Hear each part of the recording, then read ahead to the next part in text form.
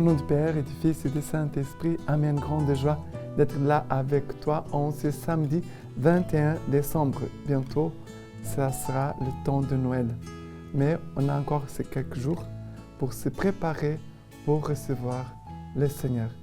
Et même si Jésus est déjà venu il y a plus de 2000 ans, notre cœur doit le désirer comme si c'était la première fois qu'on allait recevoir Jésus, qu'on allait le rencontrer.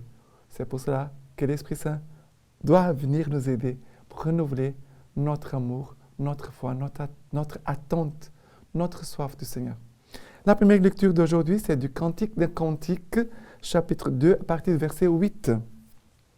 La voix de mon bien-aimé, c'est lui qui vient. Il bondit sur les montagnes, il court sur les collines. Mon bien-aimé, pareil à la gazelle, au fond de la biche. Le voici, c'est lui qui se tient derrière notre mur. Il regarde aux fenêtres, guette par les treillages.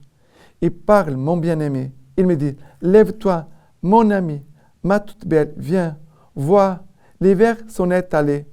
Les pluies ont cessé. Elles se sont enfuies. Sur la terre apparaissent les fleurs.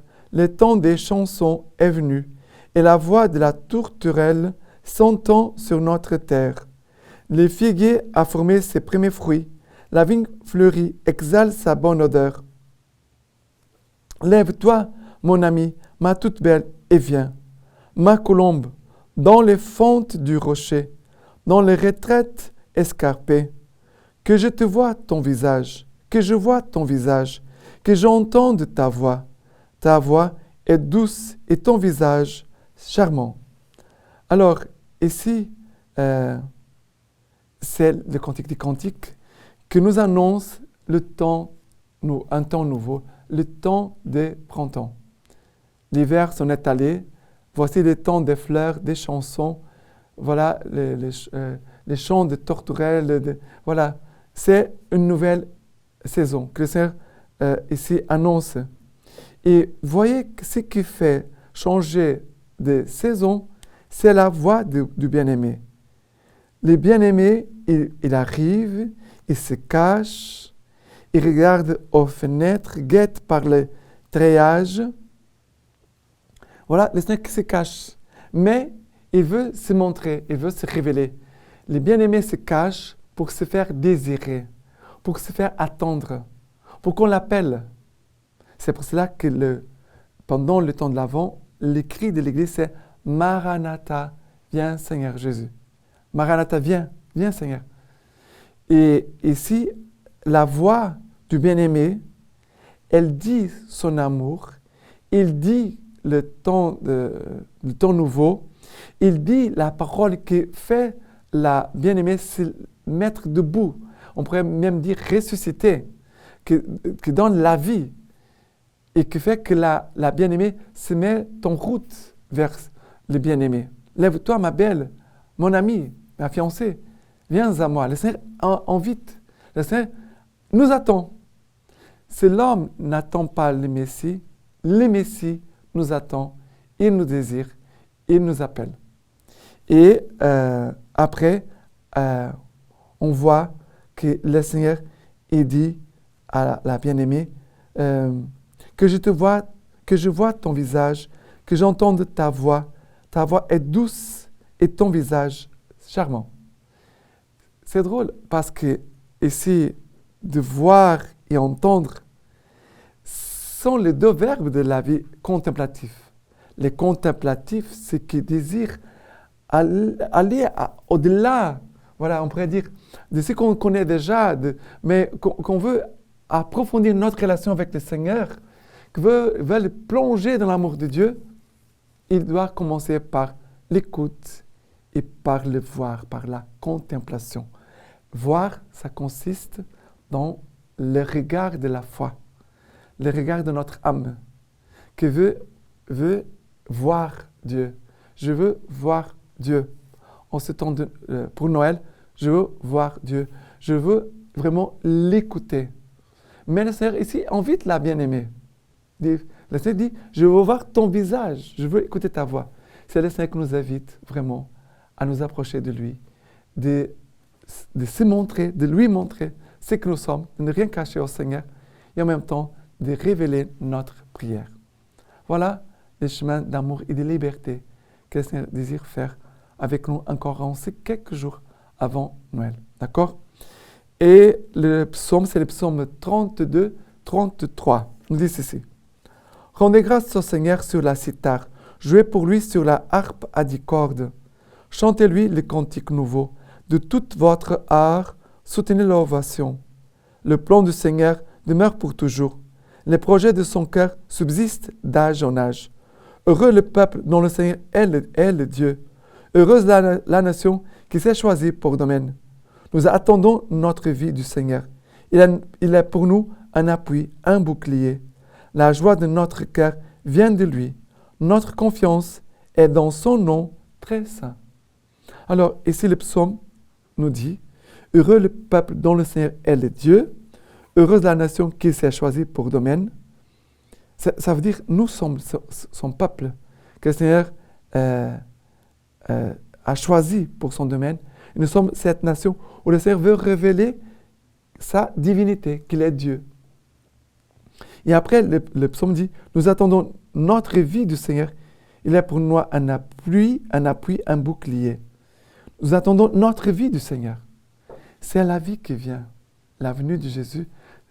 Cette préparation pour Noël, c'est pour accueillir la force divine du Seigneur.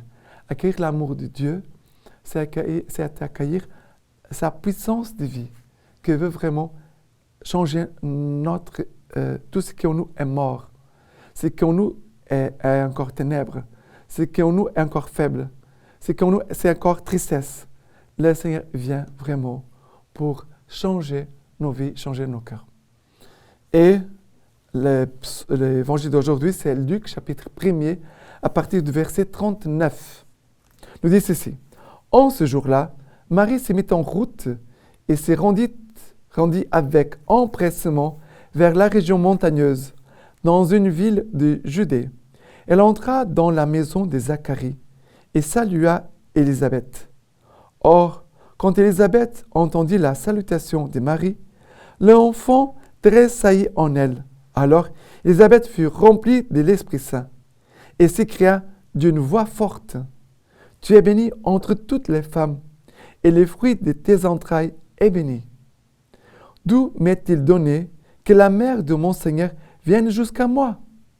Car lorsque tes paroles de salutation sont parvenues à mes oreilles, l'enfant a tressailli d'allégresse en moi.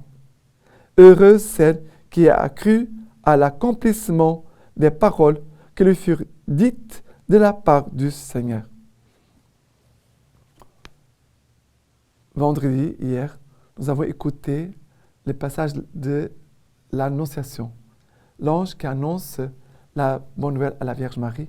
Marie qui répond « Oui, fiat, qu'il soit fait Seigneur, comme tu veux. » Et tout de suite, Marie se met en route. Elle se met en route pour servir. Parce que l'ange lui avait dit, ta cousine, Élisabeth, qui est âgée et stérile, elle vient d'enfanter et elle est en son 6e mois. Ça veut dire que Marie, elle a écouté que sa cousine âgée avait besoin d'elle.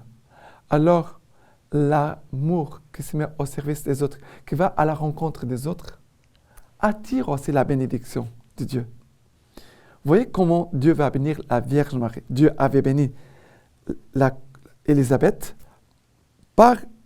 on pourrait dire par l'annonciation, par l'accueil de la bonne nouvelle dans le cœur et dans le corps de Marie. Dieu bénit aussi sa famille. C'est merveilleux parce qu'on voit les desseins d'amour de Dieu pour la Vierge Marie, mais on voit tout de suite la grâce qui jaillit sur sa famille. Et Marie se met en route pour servir, pour aider sa cousine. Et en arrivant là-bas, elle est surprise par les paroles que sa cousine lui adresse. Et ces paroles vont confirmer vraiment que vraiment la Vierge Marie, elle est enceinte du Messie. Élisabeth, quand elle a écouté la voix de la Vierge Marie, elle fut remplie de l'Esprit Saint et l'enfant tressaillit en elle de joie. Voyez, la présence de Jésus dans le sein de la Vierge Marie, la présence de Jésus, produit une action de l'Esprit Saint. On pourrait dire une effusion de l'Esprit Saint. On pourrait dire comme un Pentecôte dans la vie d'Élisabeth. Et Élisabeth, remplie de l'Esprit Saint et de cette joie à cause de la présence de Jésus, va dire « Tu es bénie entre toutes les femmes et le fruit de tes entrailles est béni. » Voilà notre prière de « Je vous salue Marie ». Mais la Vierge Marie, elle est confirmée dans ce qu'elle vit. Après, elle va dire « D'où m'est-il donné que la mère de mon Seigneur vienne jusqu'à moi ?» La mère de mon Seigneur, à notre confirmation.